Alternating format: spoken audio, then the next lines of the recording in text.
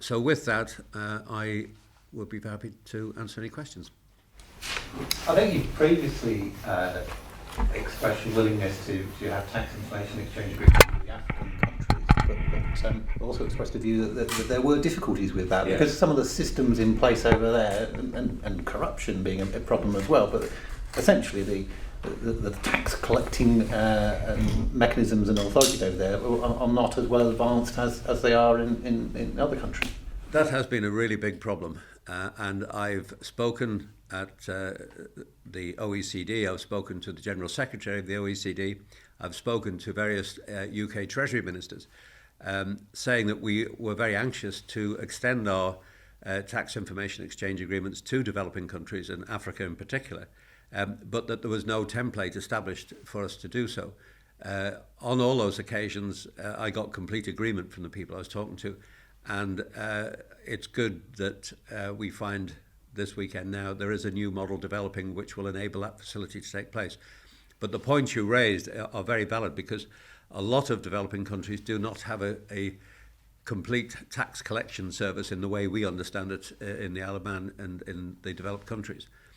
There's also the danger, of course, in some of these countries of how the information which is exchanged is actually handled, and the possibility of it falling into hands of either corrupt officials or indeed criminals, where this information could be abused.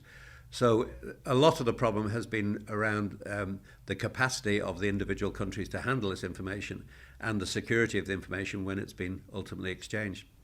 Many of the UK commentators are basically saying what we've been talking about in the past here, that unless every country, I'm talking about here now, Luxembourg, Cyprus and Delaware, they're not going to probably sign up. They don't want to sign up. There's massive pressure on them. This is just grandstanding. I mean, the pictures of you in number 10, it looked a very jolly occasion. Was it just a photo call, really? There is a lot of work to be done, and there is a lot of smoke and mirrors around this work that's being carried out at present. Mr. Cameron felt he needed to convince his colleagues on G8 and further afield that he is now, as he calls it, cleaning up his backyard in terms of the overseas territories and the Crown dependencies. The reality, of course, in most cases is very different. The Isle of Man's yard is spotless, and there is very little more for the Isle of Man to do. But I think Mr. Cameron wanted this event over the weekend to persuade his colleagues. He's done his bit. Now it's their job to carry out their role.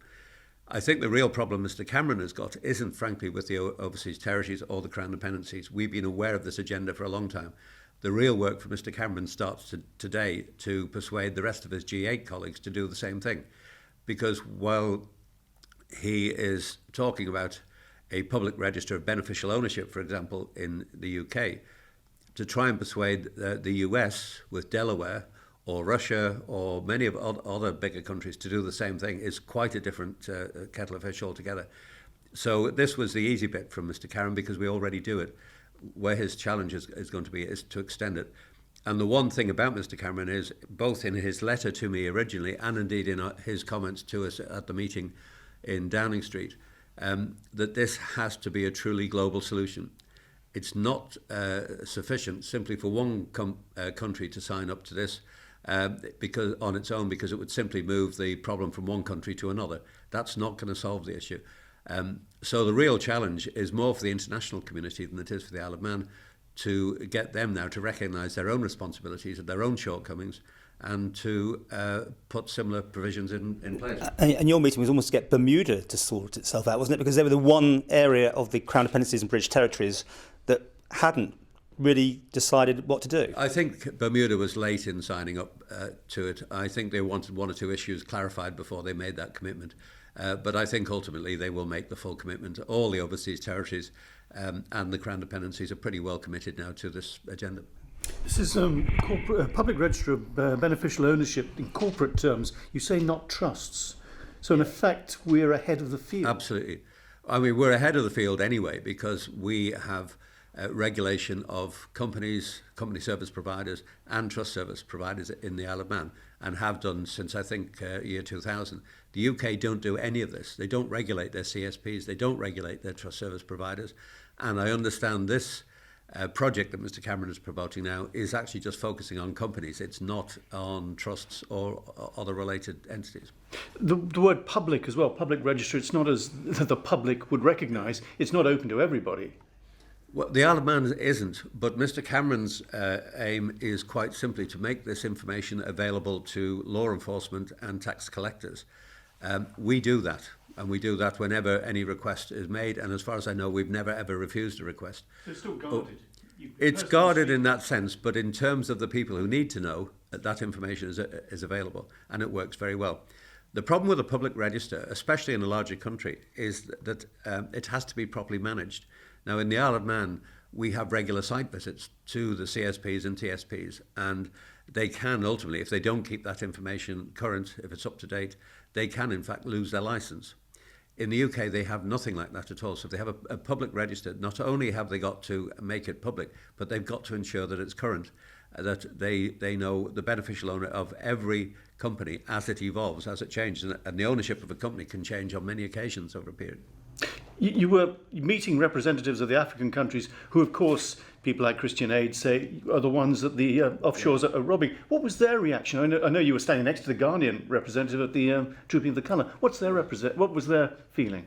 Well, they are very supportive of the moves that are going on at the moment. They've been very frustrated, I think, that huge amounts of money have been ripped out of. But they're not pointing the finger at the offshore. No, absolutely not. Certainly not at the Isle of Man. The Isle of Man was praised for the work it's done, because not only have we been active on the front of tax information exchange, we have also been working very actively with the small countries' financial management program, which is a capacity building exercise, which we've run now for, I think, 5 years, designed to build the tax collecting capacity of countries and indeed to assist them with their negotiations internationally.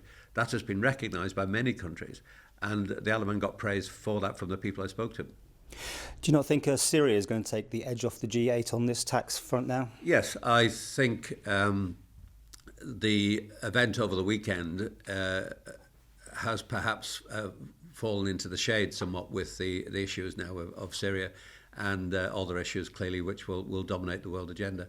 But Mr Cameron, I think, felt he had to do this at the weekend to give him the strength now to argue in many cases perhaps in support of the Isle of Man and the Crown dependencies and overseas territories, because he can now say that we carried out what he asked us to do, notwithstanding the fact we've been doing it for years anyway.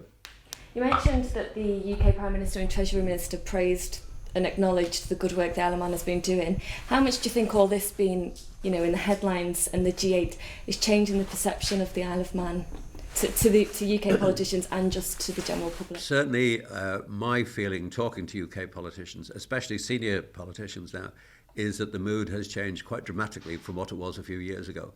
There is a very clear recognition now and a willingness to acknowledge that the Isle of Man has led the way over the last few years. We've had some very hard decisions to take, but we have recognised the way the international agenda has changed. We've recognised that, particularly as a result of the austerity programme right across Europe, that the public mood has changed, not just the political mood, and that the Isle of Man has been in the forefront in recognising that and adjusting to it. So I find the atmosphere, certainly in Westminster, far more supportive and understanding than probably it's been all the time I've been in government. Would you support a truly public register of beneficial ownership, so the ordinary man or woman on the street can call in and just find out who is actually involved in a particular company? I would have to give a lot more thought to that, I think. The system we have at the moment works fine. It provides the people who need to know that information. Whether there would be anything to be gained from having a wider public presentation of that remains to be seen, and that's what the review is for. We are now looking at the situation to see if we need to make any further changes which would improve that accessibility. That's not what's envisaged here. Not at the moment, no. Just one final question from myself. This obviously is got a lot of publicity in the build-up to the G8. Do you expect it now to quieten down and be passed on to officers, and really that it's done the job for Mr. Cameron that he wanted it to do? Yes, I think it's brought attention to what was perceived to be a problem. Whether it was a problem or not remains, that could be argued over.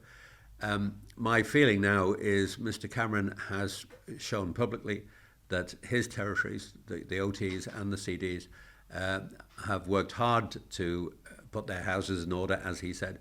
He can show that to his critics in Europe, and it's not just the G8, of course. You've got Luxembourg, you've got Austria, you've got various other countries who are quick to criticise the UK for not having taken action against their own territories. Mr. Cameron can now quite clearly prove that he has done, he's made that point, and my own view, certainly as far as this week is concerned, that the issue will probably slip down the agenda and it will be dominated by others.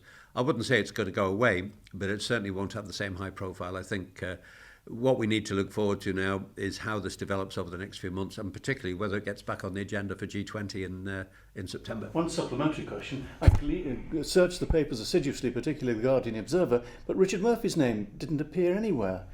Have I missed his wit and wisdom? I did an interview on Radio 5 Live on Saturday morning with Mr. Murphy. Oh, he appeared there. And surprisingly, he was actually quite complimentary about the Isle of Man and the work that we've done, and the fact that the Isle of Man has been ahead of the curve and ahead of most other jurisdictions. So I think it would probably be going too far to say the Allan has gained a new friend, but perhaps we have less of an enemy. But we persuade him to come across? He's already turned down one invitation. He has, yes. Perhaps we should reissue that. I think in the interview I did with him, he only put us as a 3 on the scale of tax havens, and you were quite pleased with that number, compared with 9s from other well-known places. So he's almost our mate, is he now? It was a very cordial conversation that we had on the radio, yes.